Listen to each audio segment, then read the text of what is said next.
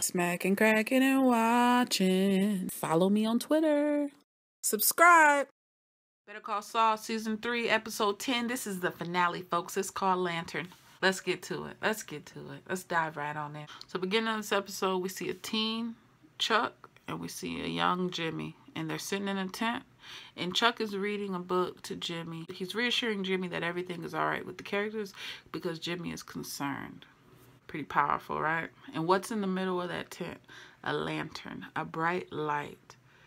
Wow. Do y'all know the meaning of a lantern? Do you really understand what a lantern means? So Kim, if y'all haven't checked my last video, I did a video on episode 8 and 9. Please watch that. How I feel about Kim. Kim is great, but right now she's not so great. Banged up. She's banged, broken, bruised, blonde, bloody. Yikes. Now Jimmy's so nice, and so he's everything for Kim right now. Came through in the clutch. He's everything that Kim needs. He takes her back to the location of the traffic accident, and the papers are just scattered. I mean, they're all over the roadside. And what do we see in that shot? We see nighttime. We see the papers glowing. Kim just looking there like, this is a harsh reality check. That was a very powerful scene. Now Chuck, he's mad, stern, and stubborn. He gives them an option of, buy him out, which is going to lead them to bankruptcy, or leave things like it is. There's nothing wrong. He feels nothing's wrong, but yet everyone else knows that there's a huge issue. Y'all got to watch my other video when I explain basically how I feel about his polka dot underwear. Everybody knows he has on polka dot underwear at this point. Howard has every right to tell the truth. He did make it personal. He told him right. Yeah, Chuck, you did make everything personal. You can't say that. Did you not have that young intern bringing you newspapers and putting batteries in your tape recorders? That's not business. That's personal. For once, I can say I was actually happy and agreed with what Howard said. Patrick Fabian, good job. Agree with anything he's done or said, but now I understand him. He is what he's about what he's about. Gotta appreciate that. $3 million over 3 times, and you did it with your money. That's how much they don't want you there. Is it really a win? Same thing as I said in my last video. What is normal? Is this really a win for you, Chuck? Everyone's not gonna win. No one's gonna win with this. You won't come out on top. Really? Is this really what Chuck thinks? The second most powerful scene in this finale had to be everyone saw him ungratefully and ungracefully take his exit, his bow. Even though he was embarrassed, I guess, to leave, and he left without saying his speech. But isn't that how everybody wants to leave a job? I mean, like, don't you just want to just walk out? Isn't that what they daydream about your entire time there? Like, I wish I could just leave, and everybody's just like, yeah. He did it, and he walked out the doors that he built, with hundreds, if not 1,000 people clapping him on, and there was only a handful there at the beginning. And it was cool, too, because it seemed like you saw the suits and the people who keep the building running congratulating him on his way out. He hit the double doors, went into a town car, and not a peep, not a word. Back to Kim. When it comes to Kim, it's 2 things. You either are Kim or you know a Kim. Drop a comment below if you feel me on that one. You're hurt, you're injured, you can barely take care of yourself, and you tell Jimmy, what you're not going to do is feed me. What you're not going to do is feed me, Jimmy. Don't cross the line. You're so stubborn. You're stubborn as a mule. But at the same time, she owns everything that she's going through. She's not putting it off on nobody else. She's owning it, She's messed up. From business breakdown to Blockbuster. This chick went to Blockbuster, got every movie that she probably ever wanted to see, didn't have time to see, saw back in the day. And she said, you know what, I'm gonna put all of that business because life is important. I need to chill. I need to get my mind right. I'm just gonna Blockbuster and chill. Pre-Netflix is what they're saying. Pretty dope, right? Because in the back of your head, you're like, oh, shoot, I owe Netflix. You're like, oh, shoot, I owe Blockbuster $10. You never paid it, did you? What does Jimmy say? I'm gonna fix this. I'm gonna fix things. He's trying. He's always trying and sacrificing. That's why we love this guy right here with the yellow tie. Don Hector and Nacho. Don Hector, no one likes you. You're a jerk. When are you going to ring the bell? We kind of just all want you to be paralyzed at this point. I'm just going to throw that out there. Nacho, I feel bad for you because you got us by the heartstrings because we're like, are you going to have to kill your dad? Or do you want him to go down a painful road by someone else? They're at his dad's upholstery shop. And we know from the last episode, he told his dad, when the bad man come, do what they say. His dad's like, get out of my shop. Don Hector's mad. And not only was Don Hector so petty, he said, where's Poppy? There's Poppy. I said, oh, God, Don Hector. This guy, he's such a great actor. Like, good job. He did that role. Oh, he did such a great role. He's such a good villain. But you're a jerk. Jimmy's at Chuck's. I felt like Chuck was giving him the big brother / father. I'm not going to give you any I'm not going to big up you. I'm not going to show you respect. I'm not going to tell you I'm proud of you. I'm going to belittle you still because I feel like all you do is mess up, but I'll never give you the props and thank you for helping me along the way.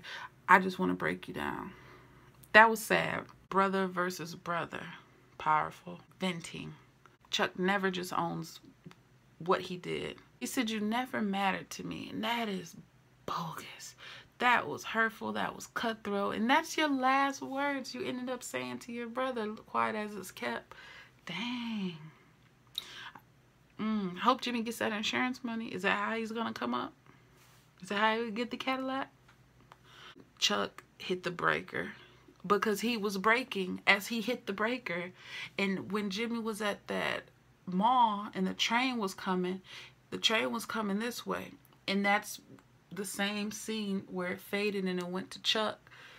And we saw Chuck having he was moving through that house like a speeding train, wrecking stuff, like a mess. He was just a raging train with a destination to nowhere that was going to derail.